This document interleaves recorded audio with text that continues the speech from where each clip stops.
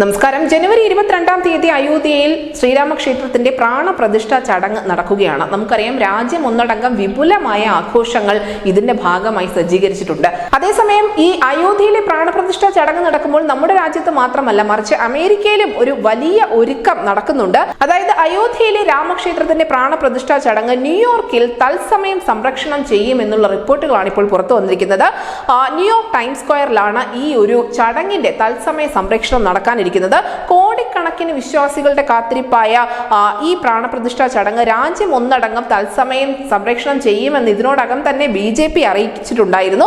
രാജ്യത്തുടനീളം ബൂത്ത് തലത്തിൽ തന്നെയാണ് ഇത്തരത്തിൽ തത്സമയ സംപ്രേഷണങ്ങൾക്ക് വേണ്ടി BJP തയ്യാറായിരിക്കുന്നത്. ഇതിനുവേണ്ടി വലിയ സ്ക്രീനുകൾ ഉൾപ്പെടെ BJPയുടെ പ്രവർത്തകർ സജ്ജീകരിച്ചു വരുന്നുമുണ്ട്. എന്തായാലും ഈ രാംലല്ലയുടെ പ്രാണപ്രതിഷ്ഠാ ചടങ്ങ് തത്സമയം കാണാൻ സാധാരണക്കാർക്കും അവസരമൊരുക്കി കൊടുക്കുക എന്നതാണ് BJP ലക്ഷ്യം വെക്കുന്നത്.